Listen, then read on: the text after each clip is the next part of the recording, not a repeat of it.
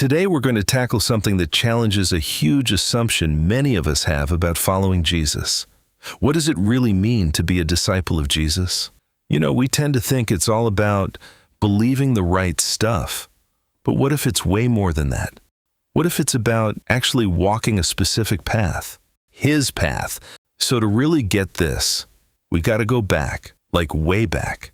We have to put ourselves in the shoes of the people who first heard Jesus say, "Follow me." What did the word disciple even mean to them? Because I promise you, their understanding was completely different from how we use the word today. You see, in Hebrew, a disciple is called a Talmid. And being a Talmid, it was a whole different ballgame. A Talmid didn't just show up for a weekly lecture. No way. They followed their rabbi everywhere, watching how he prayed, how he ate, how he talked to people, everything. The goal wasn't just to know what the rabbi knew. The goal was to become like the rabbi. It was total life imitation. And the Apostle Paul brings this exact concept right into the New Testament. He says, "Be imitators of me as I am of Christ." The command is crystal clear. Our walk is meant to be a direct reflection of our teachers. And that right there sets the stage for everything we're talking about. If Jesus is our rabbi and we're his Talmidim, his disciples, then our number one goal has to be to walk just like he walked. And here's the thing. The path Jesus walked isn't some big mystery. It's surprisingly clear. He was a Torah-observant Jew. His whole life was shaped by the rhythms of the Sabbath and the biblical feasts. These weren't just cultural habits for him. They were the sacred rhythms of his life. This was his path. Okay, so this is where it gets really interesting and maybe a little uncomfortable. If our whole goal as disciples is to imitate our rabbi and we can see the path he walked so clearly, then why do our lives often look so, different? That's the big tension, right? And that's exactly what we're going to unpack. To even begin to understand Jesus' path, we first have to recalibrate a key word, Torah. For so many of us in the West, the word Torah automatically equals law. This rigid, burdensome legal code. But the original Hebraic view is completely different.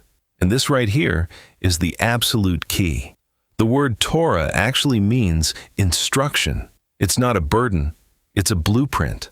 At its heart, Torah is God's divine instruction for human flourishing. It reveals his character and shows us the path to a truly thriving life. And Jesus, he didn't come to abolish this blueprint. He came to embody it perfectly. So, how did Jesus live out these instructions? Let's look at two foundational rhythms that he practiced, the Sabbath and the biblical feasts. The Sabbath rhythm is woven right into the fabric of creation itself. But here's where it gets interesting. Because the traditional way of understanding this passage is with the focus on rest. But if we go back to Genesis 2, the second verse reads, "Vaikal Elohim," and God completed. The first word is the headline, and God finished. So the author is telling us that the work of creation was complete. Nothing was missing. Nothing was left undone. In the words of Genesis 1, it was tov meod, very good, a masterpiece of integrated purpose. Then, and only then, does the text shift, not to rest as such, but to God ceasing. What did he cease? His creative work, what the Hebrew calls melakah. It wasn't because he was tired. God doesn't get tired. It was because there was nothing more to be done. The creative work was full. Think about what that means for Adam then. On day one, he isn't placed into a garden project that needs finishing. He arrives into a world that's already bursting with fruitfulness. All of his needs are already provided for. So, his calling wasn't to give God a hand in completing creation. It was to serve and tend what God had already made whole. So the Sabbath that God is pointing to isn't about doing nothing. It's about stopping from one type of work, melakah, the self-sufficient striving of productivity, to engage in another, the work of avodah, tending, serving, and stewarding what God has already made whole. Adam didn't earn his place in the garden. He was placed there, And that's still the invitation. It's our identity in God that comes before anything we do. And when Jesus says, "Come to me, all who are weary and heavy laden, and I will give you rest," we tend to hear that in the same light. That Jesus is giving us an invitation to stop, chill out, and relax. But that's not the example he modeled, and the gospel accounts show that a lot of his ministry occurred on the Sabbath.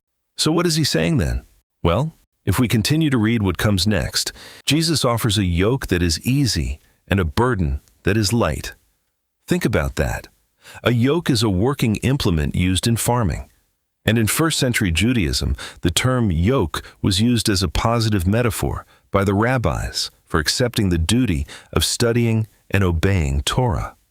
So, Jesus is certainly not saying do nothing. He's saying, I'm offering you something that you can bear, something that you will be able to carry, and something that you will want to carry.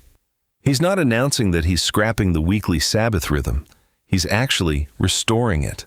He's inviting us back into that original garden paradise, Eden. That's what Sabbath is actually declaring, not just stop what you're doing, but something far bigger. The work is finished. The provision has been made. Trust me. And then you have what I like to call God's forgotten calendar. The Bible has a special word for these feasts, Moedim. And that Hebrew word means appointed times or, and I love this, divine rehearsals. Think about that. These are God's divine appointments set on the calendar for all his people. They're designed to act out his epic story of redemption year after year. And the timing is just mind-blowing. When you look at Jesus' life, you see he didn't just observe these appointments, he fulfilled them perfectly. Jesus is crucified on Passover. He's resurrected on first fruits. And the Holy Spirit is given on Pentecost, the very day the giving of the Torah was traditionally celebrated. Come on, these are not coincidences. This is divine choreography on a cosmic scale. So when we engage with these feasts, we're doing way more than observing some old ritual. We're aligning our lives with God's grand story.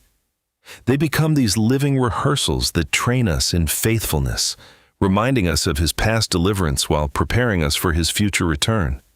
Now, I can almost hear the alarm bells going off for some of you right now. Sabbath, feasts, isn't this all Old Covenant stuff? What about grace? What about legalism? That is a totally fair question. So let's just tackle that concern head on.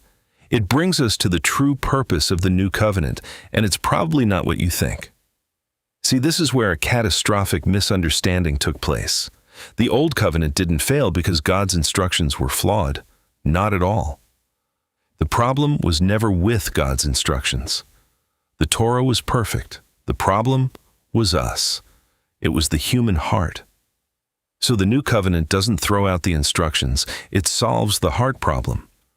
God moves the Torah from stone tablets to the tablets of our hearts, and he takes responsibility for writing it there himself. That's a game changer. The prophet Ezekiel goes even deeper than Jeremiah's promise. He doesn't just promise that Torah will be written on our hearts. He promises God will give us a new heart altogether, removing the heart of stone that made covenant faithfulness impossible. And then he will put his Spirit within us and cause us to walk in his ways. The Spirit isn't given to make obedience irrelevant. He is given to make it finally possible. The Holy Spirit is the divine empowerment that lets us live out the very instructions that were impossible for us to follow on our own. And remember that divine choreography? The timing of Pentecost is the seal on everything Ezekiel promised. The Spirit doesn't show up on just any day. He arrives at Shavuot, the very feast that marks the giving of Torah at Sinai. Think about that. On the same appointed day that God gave his instructions to his people, he sends the Spirit whose one declared purpose is to cause those same people to walk in them. That's not coincidence. That's covenant faithfulness. The new covenant doesn't abandon Torah. It accomplishes what the old covenant could only demand. So let's be super clear. Jesus didn't come to cancel God's blueprint for flourishing. He came to show us its deepest meaning, to live it out perfectly, and then to give us His Spirit so that we could finally have the internal power to walk that same path of heart-level obedience. And this leads us right into our final section. You see, in Hebrew thought, faith isn't something you just have in your head. It's something you do with your feet. It is a faith that walks. Let's look at the Hebrew word Shema. Think about it. In English, I can say I hear you and then totally ignore what you said, right? But in Hebrew, Shema means to hear and obey in one single inseparable motion. From this ancient point of view, if you truly hear something from God, that hearing is already the start of the action. If there's no action, you haven't actually shemad. You just heard a noise. And the Hebrew word for faith, Emunah, is the exact same idea. This isn't just mental agreement with a set of facts. It means active, loyal, covenantal faithfulness. It's a deep confidence in God that is always expressed through steadfast action. And the same goes for righteousness, or tzedakah. This isn't some passive legal status. Tzedakah is righteousness in action.